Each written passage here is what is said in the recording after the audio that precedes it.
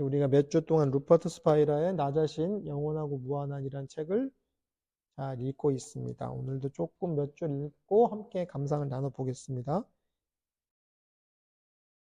아는 물리적 공간이 방 안의 사물들을 스스로 둘러본다고 상상해 보세요. 지금 우리가 여기 영상실에 있는데 여기 뭐 의자도 있고 뭐 여기 이렇게 뭐라고 해야 돼? 이렇게 뭐 스크린이라고 해야 돼? 이런 것들도 있고 한데 이 물건들이 서로를 스스로 이렇게 둘러본다고 생각을 한번 해볼게요. 방석도 있고 뭐가 있죠? 이렇게 물건이. 이 공간이 보는 모든 것은 저마다의 한계가 있을 것입니다. 각자의 뭐 영역에 따라 보겠죠. 스크린이 보는 시각, 쿠션이 보는 시각, 상상을 한번 해보는 거죠. 그러나 만약 아는 공간이 더는 방 안의 사물에 주의를 기울이지 않고 자기의 알미 자기 자신에게로 돌아오게 한다면 아는 공간은 어떤 한계도 발견하지 못할 것입니다. 이게 좀 말이 어려울 것 같은데 뭐냐면요. 이 인지가 충만해지고 그러니까 인지가 내면으로 충만해지면요. 이거 들어오지 않는 거죠. 아까 이제 시작하기 전에 마음에는 안팎이 없다 그런 얘기 잠깐 했었거든요. 우리가 마음이라고 하는데 마음이 어디 있어요? 라고 이렇게 물어본다면은 예를 들어서 뭐 선생님의 마음이 어디 있어요? 라고 하면은 마음은 뭐 예를 들어서 속에 있죠. 마음은 진짜 여기 뭐 하트 뭐 여기 있겠죠. 아니면 뭐 조금 이제 배운 것처럼 얘기하면 마음은 없는 데가 없죠. 그렇게 얘기할 수도 있고 근데 좀 뭐 정답이 될지 모르겠지만 마음에는 안팎이라는 게 없는 거죠. 지금 제 얘기를 듣는 것도 선생님들의 마음이 듣고 있죠. 마음이 귀라는 기관을 통해서 듣고 있는 거죠. 귀가 직접 듣는 건 아닐 거예요. 그 이면에서 무언가 이제 듣고 있는 배우에 보이지 않는 무언가 있다면 그게 이제 마음이라고 친다면, 그렇죠? 그런데 이 듣는 것만 작용해서 봤을 때는 딴 생각하고 있으면 자기 이름 불러도 모를 때 있죠. 그렇죠? 마음이 없냐고요. 소리는 있죠. 나를 부르는 무언가 소리는 있지만 내 마음이 자각하지 못했다는 거죠. 지금 우리가 눈으로 보고 있는 것 같지만 사실은 내가 주의를 기울이지 않으면 그때 그거 못 봤어? 이렇게 될 수도 있죠. 간혹 그런 것도 있지 않아요? 안경 꼈는데 저 안경 잘 찾거든요. 전화 통화하면서 좀 농담 삼아 얘기하지만 전화 통화 잠깐만 나 핸드폰 어디 있지? 이런 거. 친구랑 통화를 하는데 잠깐만 나 핸드폰 어디 있나 찾고 있는 거 이런 것들 있죠. 우리가 이 감각기관으로 무언가를 자각하고 있는 거 되게 제한적이죠. 그렇죠? 주의를 기울이지 않으면 언제 그랬어? 내가 언제 그런 얘기를 했어? 또는 네가 나한테 언제 그런 얘기를 했니? 또는 그게 우리 집에 있었다고? 바로 눈앞에 뭐 이렇게 있는데 주의를 기울이지 않으면 어떤 공간에 어떤 한계도 사실은 없어요. 우리 마음이라는 거는. 이 감각기관으로 보는 건 되게 단순하겠죠. 한계가 있죠. 아는 공간은 방 안의 모든 사물에서 테두리를 발견하지만 이런 거 다 테두리잖아요. 이런 거 다 테두리죠. 테두리. 나도 이것도 다 테두리죠. 테두리. 자기에게선 테두리를 발견하지 못합니다. 그것은 자기가 열려있고 비어있으며 드넓다는 것을 발견하는 것입니다. 우리가 이 감각으로 발견되는 이런 거 테두리를 발견하죠. 눈으로 보거나 만져서 아는 이런 거, 그러니까 우리가 끝이 있잖아요. 근데 우리가 이런 자기의 알을, 그러니까 오픈된, 개방된 알을 보인다면요. 한계가 없어요. 더 나가서 더 크게 보면 너와 내가 한계가 없죠. 그러니까 깨달은 자들이 뭐 붓다나 예수나 이런 깨달음을 얻은 성인들한테는 남의 아픔이 나의 아픔이 된다 그런 거 있거든요. 뭐 이제 불교에 보면은 유마거사라는 사람이 있었대. 유마거사. 거사라는 사람은요 뭐냐면 스님은 아닌데 생활 속에서 깨달은 사람들이에요. 근데 이 거사들은 좀 돈이 많대요. 부자. 생활이 좀 유복해. 근데 이제 이분이 깨달음을 얻었는데 이분이 유명한 말이 이분이 이제 몸이 좀 몸살이 나가지고 끙끙 앓고 있으니까 어떤 이제 문수보살인가 하는 이제 스님이 수행자가 병문안을 놨대요. 그래서 유마거사님 왜 이렇게 많이 아프세요? 그랬더니 하는 말이 중생이 아프니까 저도 아프죠. 이게 유명한 뭐 화두이기도 하고 좀 설화인데 왜 아파요? 네가 아프니까 나도 아프지. 옛날에 좀 오래된 드라마 있잖아요. 벌써 웃으시는 거 보니까 연식이 나오잖아요. 아프냐? 나도 아프다 이런 거 있죠. 근데 이게 되게 재밌죠. 근데 뭐냐면 아픔이 전이 되는 거죠. 전달되는 거죠. 여기 계신 분들 자식이 감기 몸살 막 끙끙 앓을 때 어때요? 너는 너의 삶, 나는 나의 삶, 아픔은 너의 몫이고 뭐 이런 거죠. 이렇지 않죠. 내가 차라리 아픈 게 낫겠다. 왜? 개방된 알미 있으니까 누구와? 자녀와 나 사이는 그 정도는 개방된 알미 있어요. 그래서 그게 인지가 돼. 자식이 아픔이 나한테 그대로 전이가 되죠. 근데 그 정도가 아니라 완전히 오픈되어 있는 거예요. 여기서 오픈된다는 건요, 열어놨다는 제한도 없어질 만큼 오픈이 되는 거죠. 문을 연다는 건 문 안과 문 밖이 있는데 완전히 문을 없애버리면 어때요? 너와 나의 제한이 없겠죠? 그렇게 되면요, 우리는 열려있고, 비어있고, 드높다는 거. 이게 뭐냐? 한계가 없다는 거죠, 한계가. 그래서 이 명상을 하면요, 리미트가 개방이 돼버리는 거죠.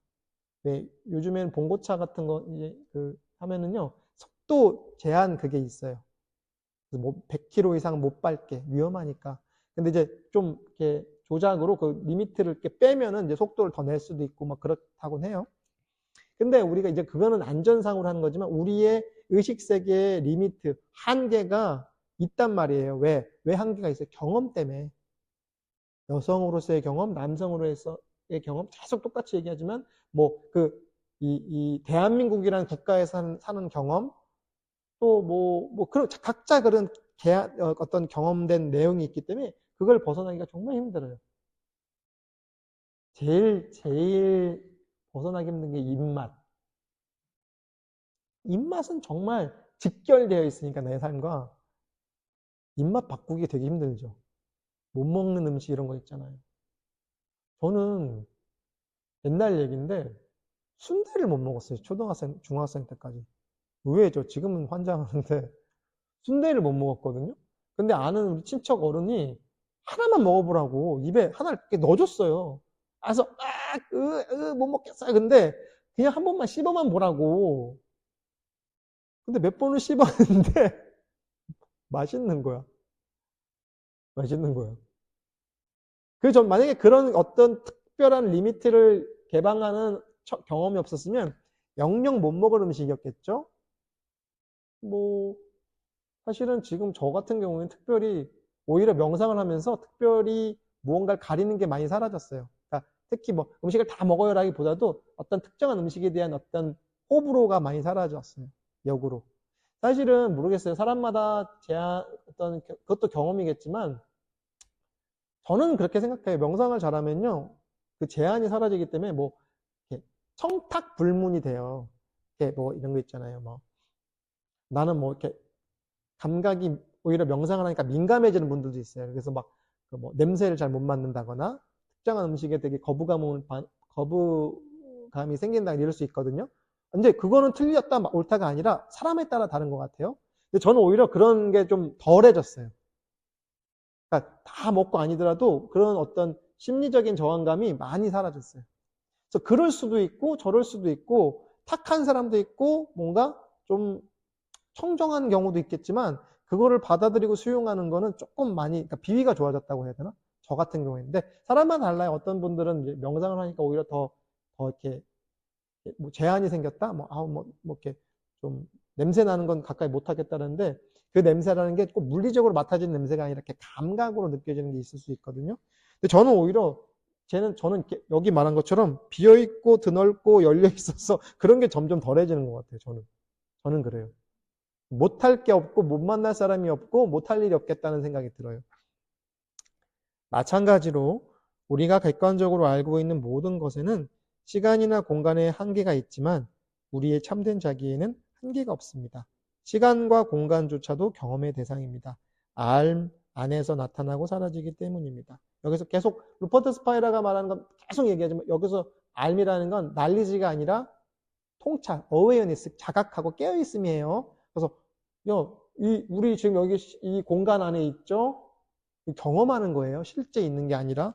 그리고 시간, 1시간, 2시간, 1분, 2분 지금 흐르는 것도 우리의 경험의 단위에서 느껴지는 거지 실제로 존재하는 거냐? 아니다. 이거 처음에 되게 이해하기 어려워요. 그러니까 이럴 때 이해하려고 하지 마시고 저 사람은 저런 소리를 하는갑다라고 그냥 들으세요. 사실 시간과 공간은 실제로 경험된 적이 없습니다. 생각이 없으면 시간의 경험이 없고 지각이 없으면 공간의 경험도 없습니다. 우리 이 시간을 지각하고 생각하잖아요. 근데 사실 우리가 지각하고 생각하는 건 뭐냐면 경험에서 추론되어진 내용이라는 거죠. 실제 있는 게 아니라 여기서 생각하고 지각하는 건 난리지 영역 아니면 경험의 영역이죠. 이성적인 단계에선 그런데 아까 얘기했던 그 제한이 느슨해지면은 이 시간과 공간도 아까 처음 시작할 때 말씀드린 것처럼 포워라는 거죠. 두 발을 딛고 있대 초월하는 거.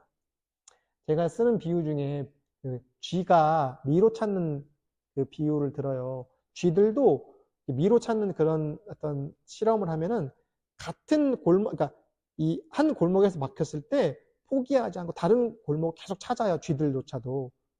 근데 제가 이제 이런 비유를 드는 거죠. 어느 한 마리 쥐가 2차원 평면에서 계속 막히는데 두 손으로 그냥 이 벽을 짚고 올라서면 어떨 것 같냐고요. 그럼 3차원 입체가 되는 거겠죠? 평면에서 높이라고 하는 한 단계를 넘어선 게 이게 초월한 거예요. 그 쥐가 최초의 어떤 쥐가 내가 왜 이러고 있지? 이 벽을 지금 쥐가 막 고개를 아니 여기로 가도 막혀 있고 저기로 가도 막혀 있는데 요 벽을 넘어서면 어떨까? 라고 해서 두 손으로 이렇게 끙끙 대더라도 그 벽을 한번 딱 짚고 올라섰을 때 어때요? 교망이 되겠죠.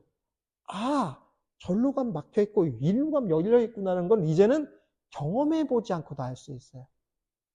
그 전까진 경험으로 알아요. 쥐가 이리로 막 뛰어보고 두드려 봐도 안 열리고 절로 막 뛰어봤는데 또 안 돼. 그걸 계속 하다가 이 경험에서 뛰어넘자. 그래서 이러지도 못하고 저러지도 못하는 상황이 이게 이제 이중구속, 더블 바인드. 이러지도 못하고 저러지도 못한 상황이 됐을 때 모르겠다고 이 벽을 잡고 올라섰을 때 그 벽을 잡고 올라서면 어때요? 다 보일 거 아니에요. 한 단계 위에서. 근데 이건 경험을 초월해야만 얻을 수 있는 거거든요. 이 얘기예요. 사실은. 여러분 첫 번째 쥐가 된 건 이제 그 쥐는 쥐들 속에서 이제 붓다가 되는 거죠.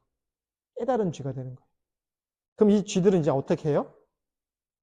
밑에서 헤매지 않고 이제 위로 다니겠죠, 막. 그 벽에 그 모서리들 밟고 막 다니겠죠? 첫 번째 깨달은 쥐가 나왔기 때문에. 그전에는 믿지 않아. 우리 어차피 이 공간 안에 갇혀서 못 도망가. 포기해. 염세주의 쥐는. 염세주의자 쥐는 그냥 거기서 가만히 있겠죠? 그래서 굶어 죽겠죠? 근데 열정이 넘치는 쥐들은 어때요? 뭐라도 해봐야 될 거 아니야. 이로 뛰고 절로 뛰고 하다 또 죽겠죠? 숨이 기력이 다해서. 근데 여기서 무언가 정반합을 이룬 쥐가 나오면 어떻게? 이 벽을 짚고 올라서는 거죠. 올라서니까 그때는 보이더라는 거죠. 제가 혼자 또 흥이 나가지고. 심지어 생각과 지각이 있을 때에도 시간과 공간을 실제로 경험하지는 못합니다. 실제로 경험해 보지 못하는 거죠. 이 쥐들도 어떤 쥐는 포기하는 것을 지각하고 어떤 쥐는 숨이 닿도록 계속 들고 뛰고 한다는 거죠. 자신의 경험의 바탕에서. 시간은 생각에서 추론되고 공간은 지각에서 추론됩니다. 이렇게 나누는데 루퍼트 스파이라 같은 경우에 시간은 생각에서 추론이 되는 거고 공간은 지각에서 추론된다고 했는데요. 저는 그냥 이 분류가 막 다르다고 생각하진 않는데 어쨌든 뭐예요? 우리 지금 시간이 흘러간다 생각하죠. 생각주로 시간이 흐르는 것도 있겠지만 여러분들 28 청춘일 때를 지금 떠올려 보세요. 생각나죠? 그때 그 시절 생각나죠? 교복 입고 학교 다녔을 때 생각나시죠? 예, 그거는 생각해서 이렇게 느껴지잖아요. 공간, 예를 들어서 장가게에서 중국의 장가게를 놀러 갔는데 저는 장가게는 안 가봤는데 옛날 태산을 가봤거든요. 근데 이렇게 그 케이블카 타고 그러니까 막 안개 껴있고 막 그 산을 막 넘어가니까 진짜 신선 나올 것 같아. 지각했잖아요. 안개가 자욱하고 뭐 산이 되게 드높고 예, 내가 경험했기 때문에 그 젊은 시절을 경험했고 특정한 공간을 경험했기 때문에 지금 떠올리면 다 느껴지죠. 근데 이건 경험의 단계이지 지금 거기로 돌아갈 수도 없고 다시 불러들일 수도 없어요. 이는 우리가 매일 밤 깊은 잠에 빠질 때 확인됩니다. 생각과 지각이 없는 상태에서는 시간이나 공간의 경험이 없습니다. 깊이 잠들었을 때 아까 선생님이 얘기했죠. 내가 잠이 좀 애매할 때 있잖아요. 어딘지 모를 때 있잖아요. 우리 집이야, 뭐 어디 뭐 외국 놀러 왔어. 그거 구분 안 가죠? 어디 누워 있는지, 방바닥에 누워 있는지, 뭐 침대에 누워 있는지 이런 거 하나도 구분 안 되죠. 그것들은 영원하고 무한한 삶의 본성이 생각과 지각이라는 프리즘을 통과할 때 나타나는 방식입니다. 지금 여러분들이 깨어있다고 생각하니까 여기 명상실에 있다. 지금은 뭐 화요일 오후 뭐 12시다. 이렇게 자각이 되지만 실제로 이게 꿈인지 생신지 어떻게 알아요? 확실히 아세요? 지금 이것도 꿈인지 아세요? 꿈과 현실이 자각이 되세요? 물론 우리 지각몽, 루시드 드림이라고 자각몽이 있잖아요. 꿈인데 꿈인 줄 아는 상태. 그런 거 경험해 보셨어요? 저도 이제 꿈꿀 때 꿈인 줄 아는데 어떡하지? 막 이런 거 그 꿈에서도 판단하지만 일반적으로 우리의 꿈이라는 거 어때요? 자각 안 되죠. 모호하잖아요. 꿈이란 걸 한 번도 안 꿔보신 분은 없으시죠? 꿈속에서 자각이 되든가요? 초월적이고 뭔가 비현실적이죠. 근데 여러분 지금 이 순간 꿈이 아닌 줄 어떻게 확신해요? 그렇다면 이거 지금 꿈이에요. 자각몽 안에서도 꿈인 줄 현실인 줄 알잖아요. 근데 그거 어떻게 알아요? 그게 꿈인지. 왜 저기 호접지몽 얘기는 하잖아요. 장자의 유명한. 장자가 어느 날 낮잠을 자는데 꿈에 나비가 됐어요.